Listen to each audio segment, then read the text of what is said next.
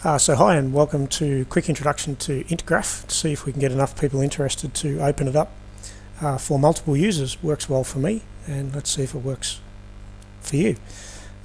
First thing we'll start with is here in the center of the screen is our graph area, or our case intelligence gathering area. It's where we try to make sense of what we're gathering. On the left hand side of the screen here we've got numerous different node data types that we can use, and we can create as many of those as we like. And also an image bucket area where we can upload images to the app that we can apply to certain data types and nodes in our graph later on. First thing we'll do is just drag a new person onto our graph screen and place that person there.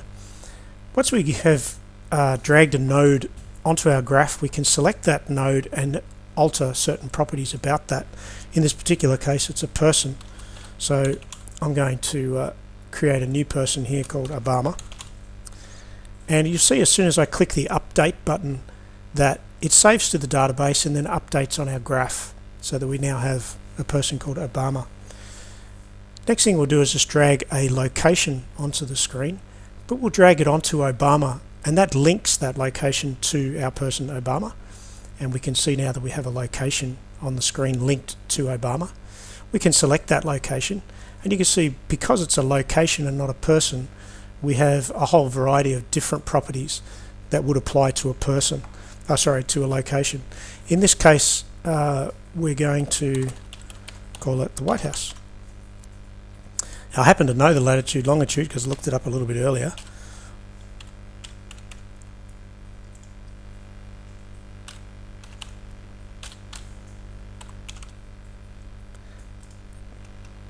We'll put it in the USA. As soon as we click update, you'll see now that we have our node Obama is linked to our White House.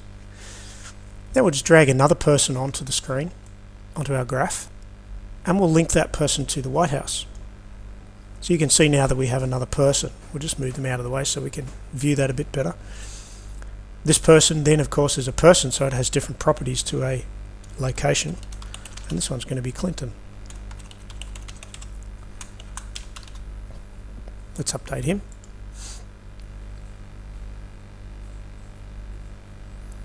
And next thing we're going to do is drag a vehicle onto our graph and link that also to the White House. So now we have a vehicle attached to the White House. Select the vehicle and you'll see again we get a different set of properties relating to the vehicle. And in this case we're going to call it the presidential limo. I have no idea what make it is, but I did see it's black, so we'll call it black. Let's update that. So we've now got a presidential limo that the White House uses, and we've got Bill Clinton and we've got President Obama linked to the White House. Next thing we might want to do is add some images that remind us who's who in the zoo. So in this case I'm just going to drag an image that I downloaded of Obama and drop it into my image bucket here. And you can see it immediately uploads and is available for me to then add to the graph. But before I do that, I'm going to drag another image in. Let's add one for Bill Clinton. And we can drag multiple images too, so that if you are out in the field and you're doing some work and you come back with a whole set of images, you can upload multiple images at the same time. In this case I'll just upload two. One picture of the White House, one picture of the limo, one picture of Bill Clinton, and one of Obama. So to apply our picture of Obama to Obama, we simply drag it on top of Obama.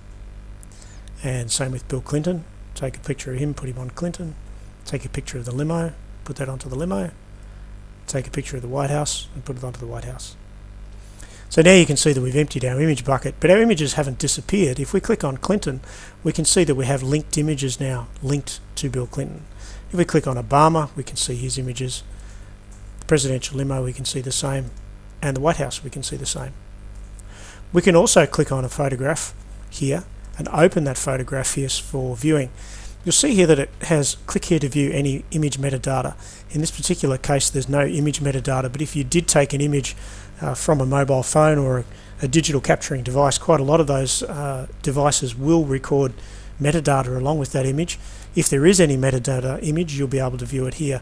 And that metadata image could include things like the date and time the photograph was taken, in some cases even the GPS location of where it was taken, the ISO, shutter speed, even the name of the device that took the photograph, even some ID numbers of the device that took it.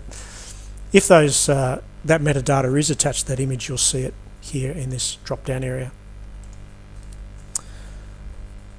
So one of the other things that we can do here is we click on the White House. Because the White House is a location and it includes a latitude and longitude, we also see a button called Map View.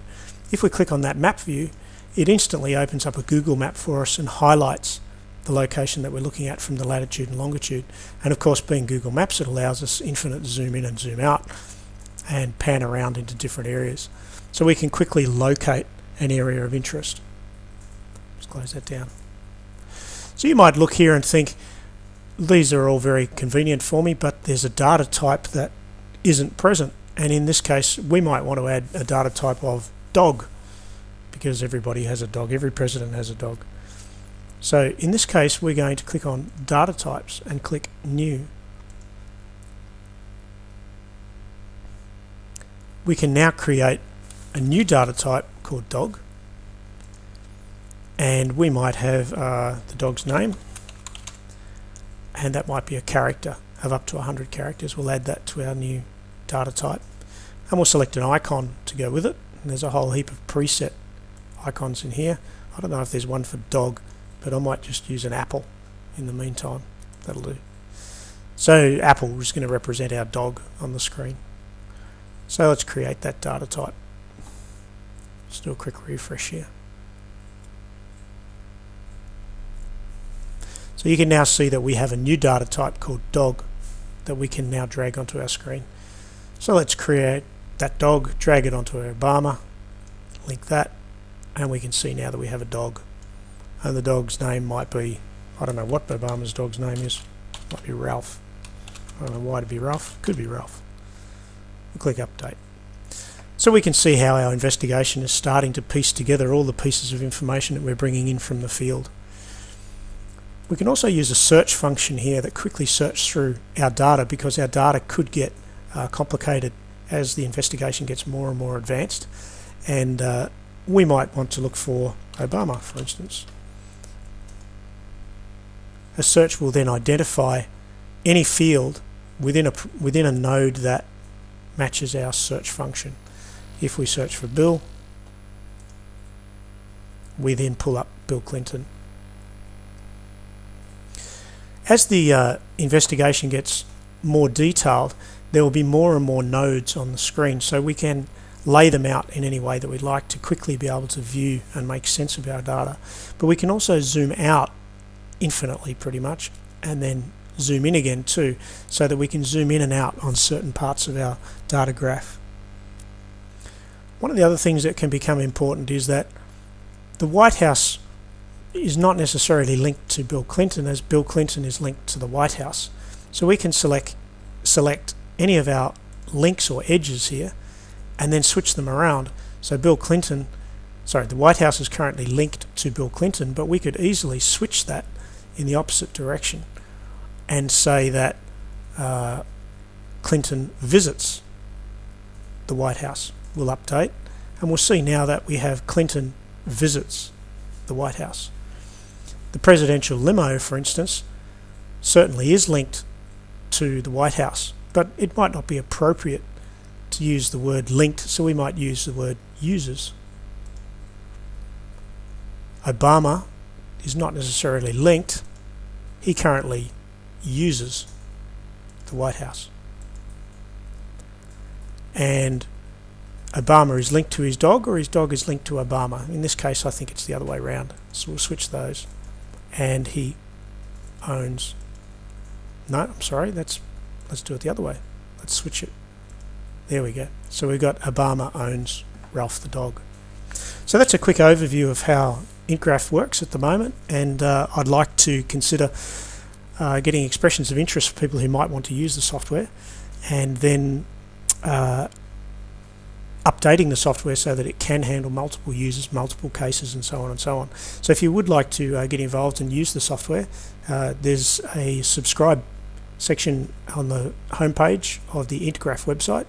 Just go and enter your email address in there, and as soon as I have enough interest, I'll put the effort in. Thanks for listening.